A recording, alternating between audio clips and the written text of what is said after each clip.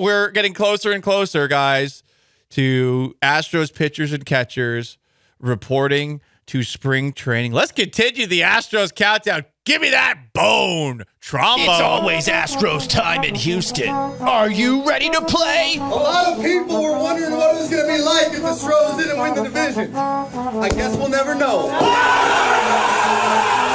We're counting you down to the Astros pitchers and catchers reporting to spring training in West Palm Beach. 40 days away from February 12th. When you don't do a show for 2 weeks and you come back to this number, get you a little excited. It's right around the corner. Astros hitting coach Jason Kanzler is leaving the organization to become the Chicago Cubs director of player development, per Chandler Rome of The Athletic. So Joe Espada has a vacancy on his coaching staff. So I see this story at first, and I'll be honest, I don't know the ins and outs of the Astros' entire coaching staff. I don't. Not off the top of my head at the very least. But I assumed, oh, wow, they lost their hitting coach. And given that they struggled to hit the ball specifically at Minute Maid Park this past year, maybe a change at hitting coach means that they will be better at the plate. But then I did a little more digging. So they have a couple of hitting coaches, I guess. I think Alex Cintrone and Snitker are listed as hitting coaches right now, in addition to Kanzler, who is leaving. They also had hired Chuck Caulfield from the Brewers to be a special advisor and roving hitting coordinator, who was going to take over after Rafael Pena left the organization. Another hitting coach. Also interesting to note that there were a lot of people on Astros Reddit who are pushing for, in addition to Alex Cintrone, a hitting coach, and Troy Snitker, hitting coach, and now Jason Kanzler, but I guess Chuck Caulfield is also technically a hitting coach. People really want Michael Brantley to come back as the hitting coach. It is pretty funny, the fascination that Astros fans have with players who have left the organization being coaches someday. Of course, we did a lot of that with Martin Maldonado.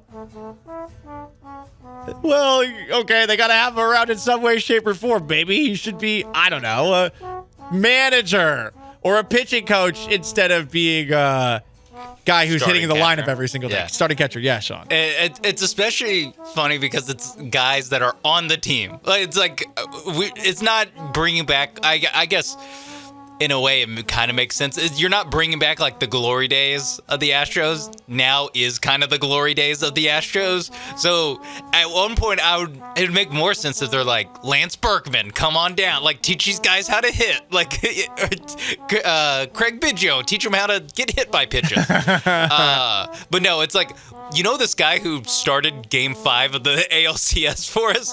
Wouldn't it be great if he was a manager? Like, the manager next year? Next year. You know this guy who was like hitting 6th in our lineup again in the playoffs? Wouldn't it be great if he was the hitting coach? Yeah. Also, there's a little bit of maybe it's not as true with baseball as it is with other sports as far as great athletes in that sport not translating to being great teachers of the game. Not just like not great managers, because managing is a little bit different, but right.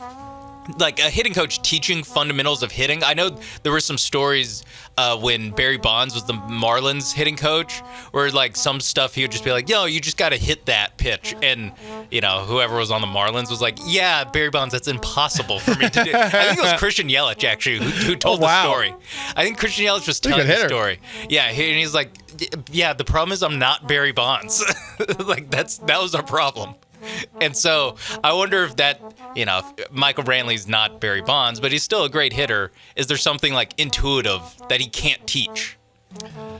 Yeah, and it's so tricky because someone like Brantley, you would think, would be able to teach it, but also at the same time, he's such a good contact hitter that he might be one of a few players that's capable of doing it. That too, the game's kind of moving away from his type of hitting. It is, exactly. It's you want the guy who is swinging for the fences and striking out a bazillion times now. It's like hiring Hakeem Olajuwon to be like an offensive coordinator, and his offense is run the ball through the post. It's like, well, Hakeem, that's not really how things go anymore. He also, he charges like $50,000 a session? Charges a lot, which makes sense because all of his, all the people that are paying for his services are multi-millionaires. Yeah, they're always like the best players in the game. I gotta say, I don't feel like any of them have gotten better, specifically. No.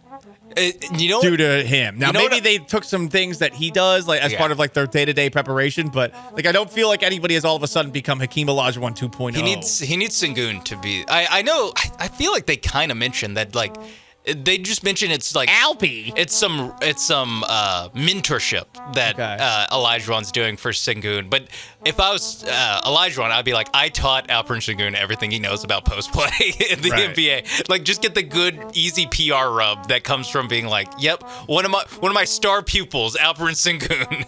It does help. But at this point, like price gone up to $100,000 now. All right, pay up, Joel Embiid. He's in such an interesting spot. I mean, if you're Hakeem Olajuwon, you are god of Houston sports. You really don't have to do anything. So what do you do to pass the time? I mean, it's probably good just to talk basketball. With sure. Like, because I think Kobe. I think Kobe's the guy who like started the workout with Hakeem thing, and so like I'm sure there is interesting to like, talk shop with like the other great players of all time, but I mean, he hasn't exactly had that many pupils. Oh, Giannis actually this offseason. Right, that was the last one I remember. Yeah, because we talked about it. Because we were like, hey, we can bring him in. He's 60 years old, Hakeem Olajuwon. He's going to turn 61 on January 21st.